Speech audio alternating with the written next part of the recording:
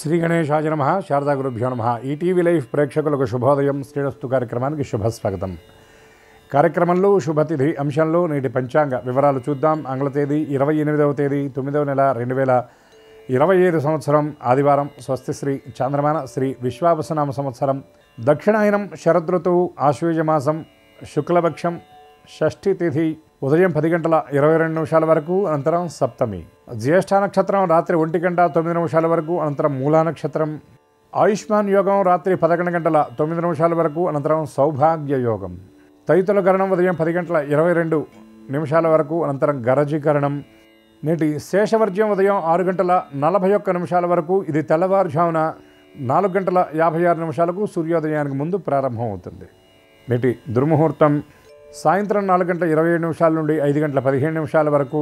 నేటి అమృత ఘడియలు మధ్యాహ్నం 3 గంటల 29 నిమిషాల నుండి 5 గంటల 14 నిమిషాల వరకు. నేటి రాహుకాలం సాయంత్రం 4:30 గంటల నుండి 6 గంటల వరకు. యమగండం మధ్యాహ్నం 12 గంటల నుండి 1 గంట 30 నిమిషాల వరకు. దేవీ శరన్నవరాత్రి ఉత్సవాలలో 7వ రోజు ఈ రోజున విజయవాడ కనకదుర్గ అమ్మవారు, అదేవిధంగా సాత్విక ఆరాధన విధానంలో అమ్మవారు ఈనాడు మహాచండిగా భక్తులను అనుగ్రహిస్తుంది. అదేవిధంగా నవదుర్గా సంప్రదాయంలో శ్రీశైల భ్రమరాంబిక కాలరాత్రిగా పూజలు అందుకుంటుంది.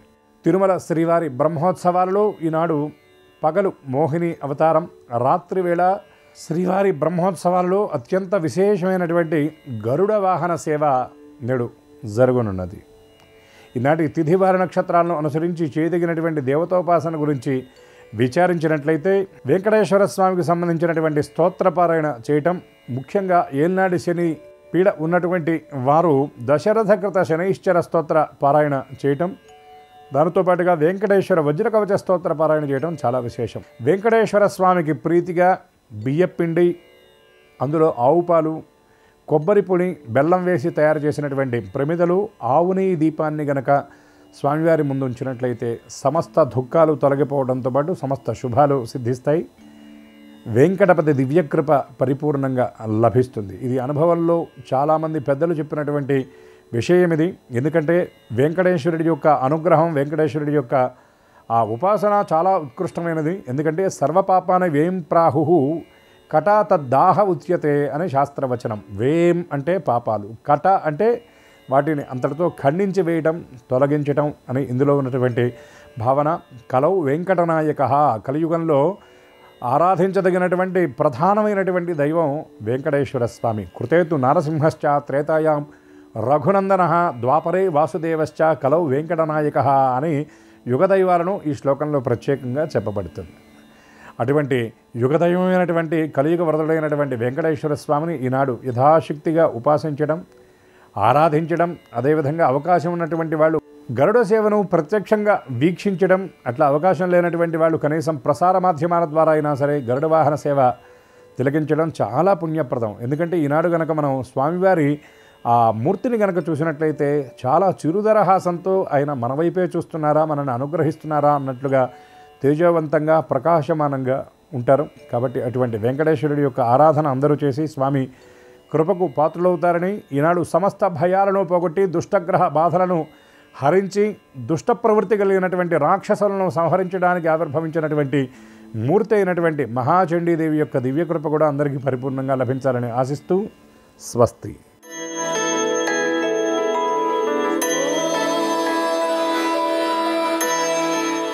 ఈటీవీ లైఫ్ ఆధ్యాత్మిక ఛానల్ ప్రేక్షకులందరికీ నమస్కారం. శ్రీరస్తు కార్యక్రమంలో గ్రహయోగం అనే అంశానికి స్వాగతం. ఈనాటి ఈ గ్రహయోగం శీర్షికలో మేషాది ద్వాదశ రాశుల వారికి కలిగే శుభ అశుభ ఫలితాలని, అవసరమైన సందర్భాల్లో ప్రత్యామ్నాయ మార్గాల్ని తెలుసుకుంటారు.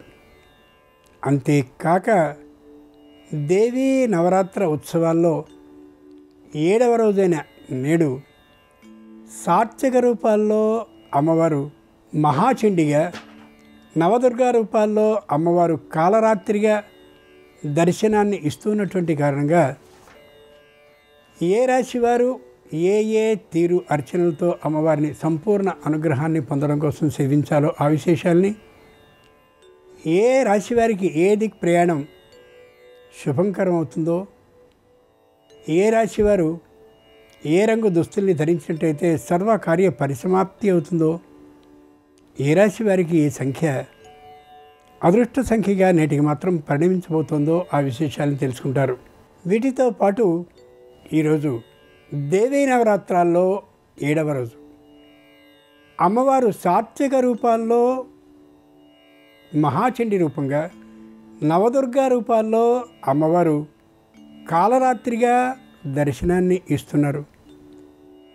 ఈ 2 అవతారాల ప్రాముఖ్యం ఏమిటో, ప్రత్యేకత ఏమిటో ఆ విశేషాన్ని ఇప్పుడు శ్రీకరం శీర్షికలో తెలుసుకుందాం.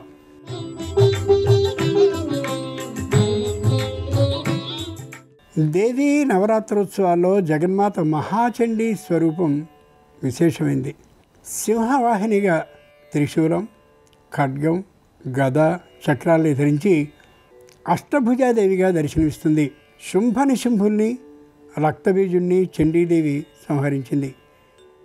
మహాదేవి సజ్జన శుభకరిణి, అలాగే దుర్జన భయంకరిణి కూడా. అష్టసిద్ధులు, నవనిధులు చండీ అధీనంలోనే ఉంటాయి. దేవీ నవరాత్రాల్లో చండీ పారాయణం, చండీ హోమ నిర్వహణ విశేష ఫలదాయకంగా భావిస్తారు. నవదుర్గా స్వరూపాల పరంగా కాలరాత్రి రూపంలో జగన్మాత గోచరిస్తూ ఉంటుంది. నల్లటి శరీర వర్ణంతో, త్రినేత్రాలతో గార్ధభం మీద కాలరాత్రిదేవి దర్శనాన్ని ఇస్తుంది. అభయవరద హస్తాలతో పాటు ఇనుప ముళ్ళ ఆయుధం, కత్తిని చేత ధరించి ఉంటుంది. పైకి ప్రళయభీకరంగా అమ్మ స్వరూపం కనిపిస్తున్నప్పటికీ కాలరాత్రి మాత అపురూప వరదాయినిగా ఖ్యాతినిగాంచింది. నమ్మి కొలిచే భక్తులకి అనంత వరాల సిరుల్ని అనుగ్రహిస్తుంది ఈమె. అనారోగ్య సమస్యలు, ఆర్థికమైనటువంటి ఇబ్బందులు, విఘ్నకారక పరిస్థితులు అనే వీటిని నివారించాలంటే కాలరాత్రి ఆరాధన అతి ముఖ్యం. ఓం శ్రీ కాలరాత్రి సదా రక్షమాం అనే మంత్రాన్ని 108 మార్లు ఈరోజు స్మరించుకున్నట్లయితే విశేష శుభ ఫలితాలని పొందగలుగుతారు. ముందుగా నేటి పంచాంగం. ఈరోజు ఆశ్వేజ శుద్ధ షష్ఠి ఉదయం 10:24 పూర్తి కాగా సప్తమి తదుపరి వస్తుంది. ఈరోజు ఆదివారం, నక్షత్రం జ్యేష్ఠ. ఈరోజు ప్రత్యేకత, తిరుమలలో శ్రీవారి బ్రహ్మోత్సవంలో విశేషమైనటువంటి గరుడ ఉత్సవం జరుగుతుంది. ఇక నేటి గ్రహస్థితిని పరిశీలించి చూస్తే మిథునంలో గురుడు, సింహంలో కేతు శుక్రులు, కన్యలో రవి బుధులు, తులలో కుజుడు, వృశ్చికంలో చంద్రుడు, కుంభంలో రాహువు, మీనంలో శని ఉన్నారు. ఈ తాత్కాలిక గ్రహస్థితి కారణంగా మేషాది ద్వాదశ రాశుల వారికి కలిగే శుభ అశుభ ఫలితాన్ని క్రమంగా తెలుసుకుందాం. ముందుగా మేషరాశి.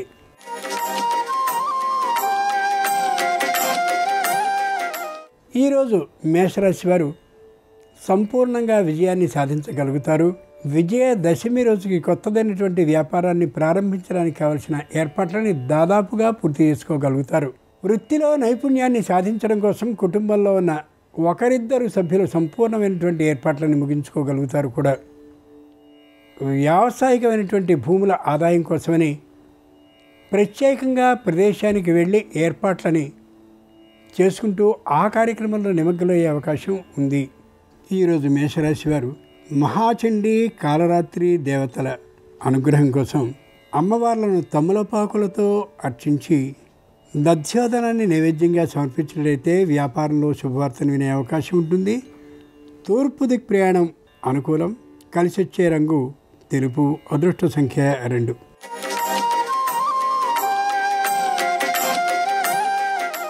ఈరోజు వృషభ రాశి వారి ఫలితాలని పరిశీలించి చూస్తే మధ్యవర్తిత్వాన్ని వహించకూడదు అని అనుకున్నప్పటికీ కూడా తప్పనిసరి పరిస్థితుల్లో దగ్గర బంధువుల విషయంలో దాన్ని చేయవలసి వస్తుంది.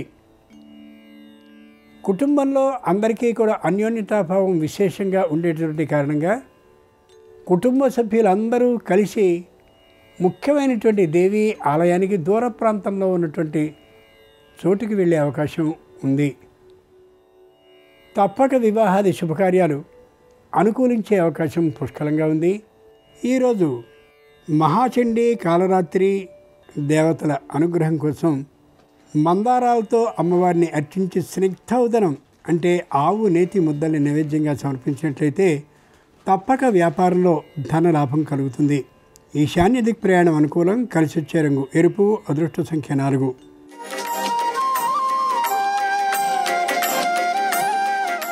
ఈరోజు మిథున రాశి వారి ఫలితాన్ని పరిశీలించి చూస్తే మానసికంగా ఉత్సాహంగా ఉండగలుగుతారు. శారీరకంగా తాత్కాలికమైన అనారోగ్యం ఉన్నప్పటికీ కూడా పెద్దగా పట్టించుకునే దృక్పథం ఉండకపోవచ్చు. కుటుంబంలో సంతానానికి కూడా తాత్కాలికమైనటువంటి అనారోగ్య భావం ఉంటుంది. అయితే వారికి సంబంధించినటువంటి ఔషధ సేవని అంతకుముందు వైద్య పరీక్షల్ని చేయించుకోవడం విషయంలో ప్రమత్తులుగా ఉంటారు తప్ప అప్రమత్తులుగా ఉండే అవకాశం లేదు.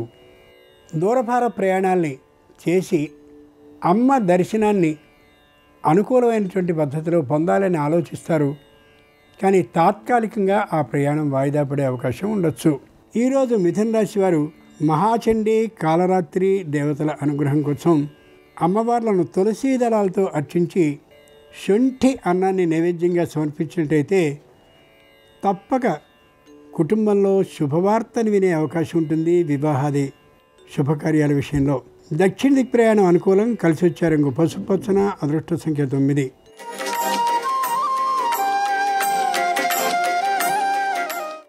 ఈరోజు కర్కాటక రాశి వారి ఫలితాలని పరిశీలించి చూస్తే కేవలం వ్యాపార ధోరణి మాత్రమే ఉంటుంది. వీరికి అమ్మవారికి సంబంధించిన అయ్యవారికి సంబంధించిన పూజా పురస్కారాలని దాన ధర్మాలని హోమాది కార్యక్రమాలని చేయాలని మానసికంగా ఉన్నప్పటికీ కూడా ఏ విధంగానూ ఆ కార్యక్రమాల్లో పాల్గొనలేకపోయేటటువంటి పరిస్థితి ఉండొచ్చు.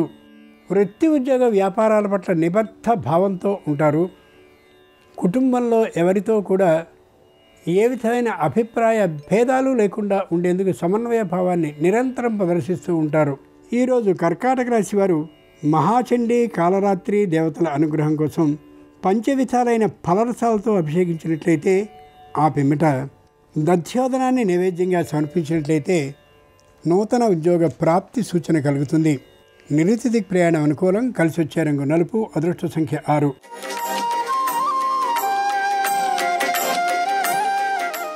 ఈరోజు సింహరాశి వారి ఫలితాలని పరిశీలించి చూస్తే ఉద్యోగానికి విరామాన్ని ప్రకటించుకుని పూజా పురస్కార హోమాది కార్యక్రమాల్లో సంపూర్ణంగా నిమగ్నులయ్యే అవకాశం గోచరిస్తోంది.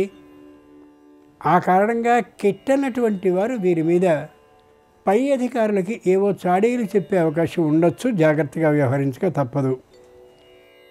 చేస్తున్నటువంటి ప్రతి పని కూడా ఆర్థికమైనటువంటి లాభంతో ముడిపడే తీరుగానే వీరు వ్యవహారం ఉంటుంది. ఈ రోజున ఇంతకుముందు చేసినటువంటి రుణాలని తీర్చేందుకు కావలసిన అన్ని ప్రయత్నాలని చేస్తారు. కానీ రుణాలు పూర్తిగా తీరే అవకాశం దాదాపుగా ఉండకపోవచ్చు.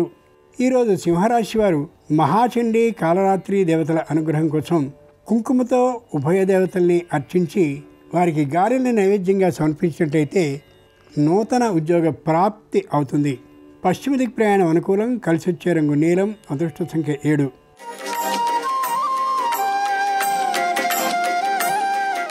కుటుంబంలో హోమాలు జపాలు మొదలైనటువంటి ఆధ్యాత్మికమైన విధానాలు కొనసాగుతూ ఉండొచ్చు.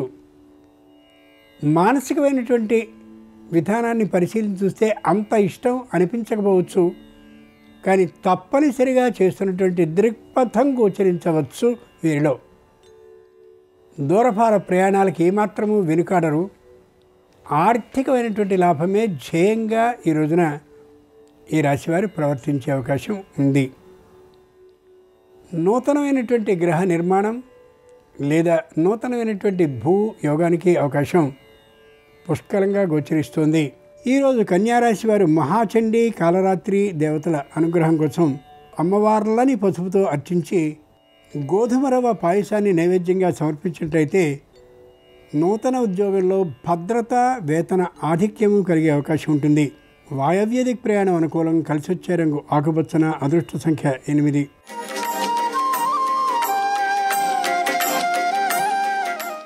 ఈరోజు తులారాశి వారి ఫలితాలని పరిశీలించి చూస్తే శారీరకంగా దృఢంగా ఉంటారు, మానసికంగా మాత్రం అనిశ్చిత స్థితిలో ఉంటారు. కుటుంబంలోనికి వచ్చేటటువంటి ఆత్మీయులు, బంధువులు, మిత్రులు, శ్రేయోభిలాషులు అయినటువంటి వారితో కాలక్షేపాన్ని చేస్తూ ఉండేటటువంటి కారణంగా అనుకున్న పని ఏది ఈ రోజుకి ప్రణాళిక ప్రకారం సాగే అవకాశం ఉండకపోవచ్చు. ముఖ్యంగా దాన ధర్మాలు మొదలైనటువంటి వాటిని చేయాలని భావిస్తారు, కానీ ముందు నాటికి వివాహాది శుభకార్యాలకి ధనం అవసరం అవుతుంది కదా అనే అభిప్రాయంతో ఆ పని చేయలేకపోతారు.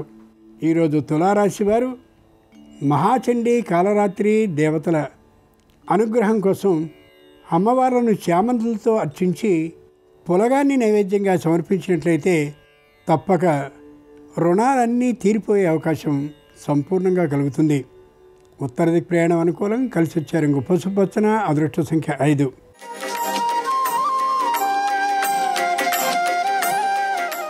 ఈరోజు వృశ్చిక రాశి వారి ఫలితాలని పరిశీలించి చూస్తే శారీరకమైనటువంటి ఆరోగ్య పరీక్షలను చేయించుకుంటారు. కనిపించినటువంటి పరీక్ష ఫలితాలను చూసి దాదాపుగా విస్తుపోయే అవకాశం ఉండొచ్చు. తప్పక ఔషధ సేవని పాటించి సంపూర్ణమైనటువంటి ఆరోగ్యాన్ని సంపాదించుకోవాలనే ఆలోచనకు వస్తారు. ముఖ్యమైనటువంటి ఆస్తుల విషయంలో పటిష్టత చేకూర్చునేందుకుగా ఆ ఆస్తులకు సంబంధించిన మరమ్మతుల్ని చేపడతారు. ఈరోజు వృశ్చిక రాశి వారు మహాచండీ కాలరాత్రి దేవతల అనుగ్రహం కోసం అమ్మవార్లని స్వర్ణ జలంతో, అంటే బంగారపు వస్తువులు ముంచినటువంటి జలంతో అభిషేకించి ఆ మీదట పరమాన్నాన్ని నైవేద్యంగా సమర్పించినట్లయితే తప్పక నూతన భూ లాభసిద్ధి అవుతుంది. ఆగ్నేయ దిక్ ప్రయాణం అనుకూలం, కలిసి వచ్చే రంగు ఎరుపు, అదృష్ట సంఖ్య 4.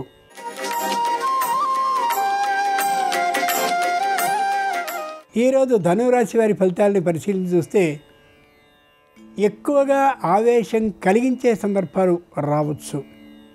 ఓర్పు తప్పనిసరి.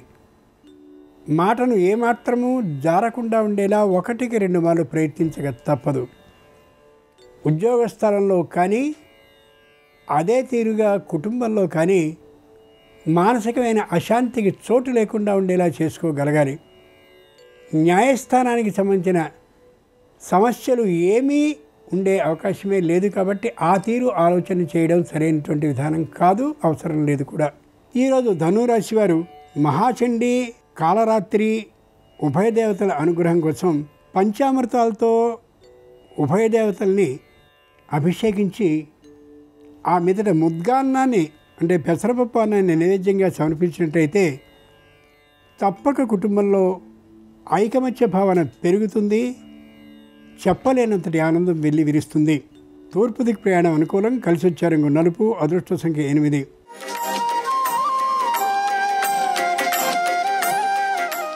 ఈరోజు మకర రాశి వారి ఫలితాలని పరిశీలించి చూస్తే శత్రువులైనటువంటి వారందరినీ కూడా అనుకూలపరుచుకోవడం కోసమని ప్రత్యేకమైన పూజా పురస్కారాది కార్యక్రమాలను ఏర్పాటు చేసే అవకాశం ఉంటుంది.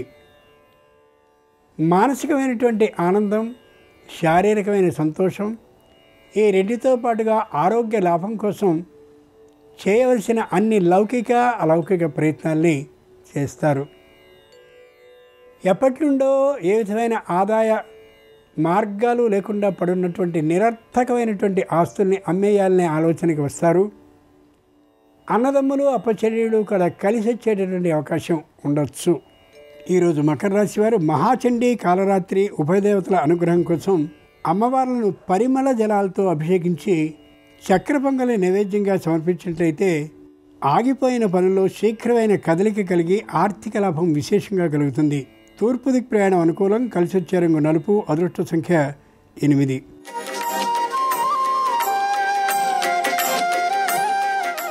ఈరోజు కుంభరాశి వారి ఫలితాలని పరిశీలించి చూస్తే కుటుంబంలో ఒక్కరికి మాత్రం వేరు ఆలోచన కలిగి కుటుంబంతో కొద్దిగా దూరం అయ్యేటువంటి అవకాశం ఉండొచ్చు.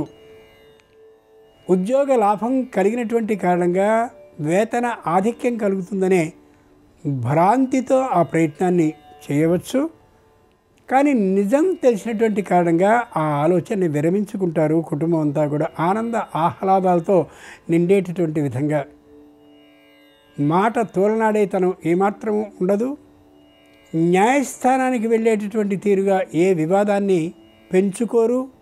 ఈరోజు కుంభరాశి వారు మహాచండీ కాలరాత్రి దేవతల అనుగ్రహం కోసం అమ్మవార్లను తేనెతో అభిషేకించినట్టయితే ఆగిన పనుల్లో శీఘ్రమైన కదలిక కలగడమే కాక రావలసిన బకాయిలన్నీ కూడా ఖచ్చితంగా వస్తాయి. ఉత్తర దిక్ ప్రయాణం అనుకూలం. కలిసి వచ్చే రంగు నీలం. అదృష్ట సంఖ్య 1.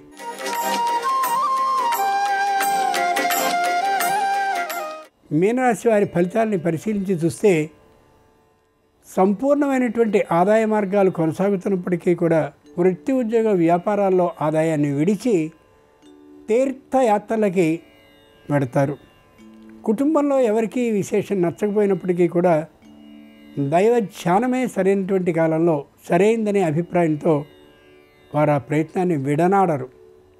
ముఖ్యంగా ఆరోగ్యానికి సంబంధించినటువంటి ఇబ్బందులు లేకుండా ఉండేందుకు పెద్దవైనటువంటి వైద్యశాలలకి వెళ్ళి పరీక్షలు చేయించుకుంటారు.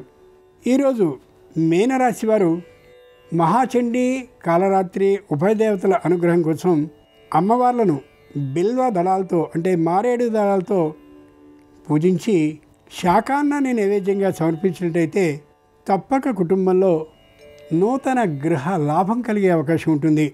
ఈశాన్య దిక్ ప్రయాణం అనుకూలం. కలిసి వచ్చే రంగు తెలుపు. అదృష్ట సంఖ్య 3.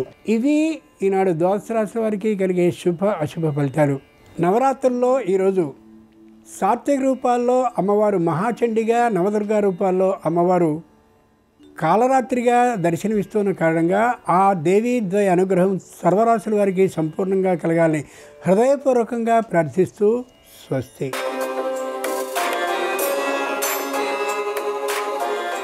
నమస్కారం. ఈరోజు దేవీ నవరాత్రుల్లో 7వ రోజు.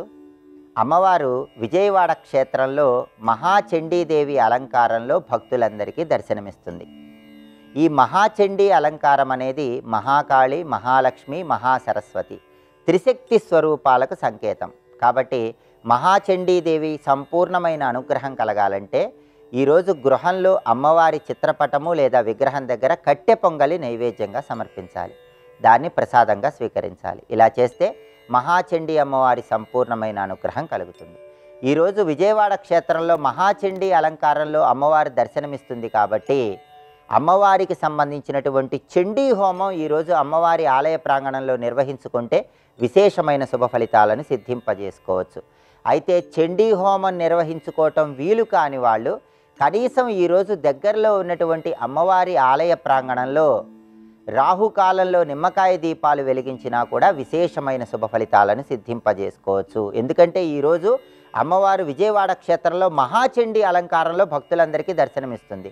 కాబట్టి దగ్గరలో ఉన్నటువంటి దుర్గా, కాళీ, చండీ, మహిషాసురమర్ధిని లేదా గ్రామ దేవతలైనటువంటి పోలేరమ్మ, నాంచారమ్మ, పెద్దమ్మ, పోచమ్మ ఈ ఆలయ ప్రాంగణాల్లో రాహుకాలంలో నిమ్మకాయ దీపాలు వెలిగించుకున్నట్లయితే మహాచండీ అమ్మవారి అనుగ్రహం వల్ల శత్రుబాధలన్నీ తొలగిపోతాయి.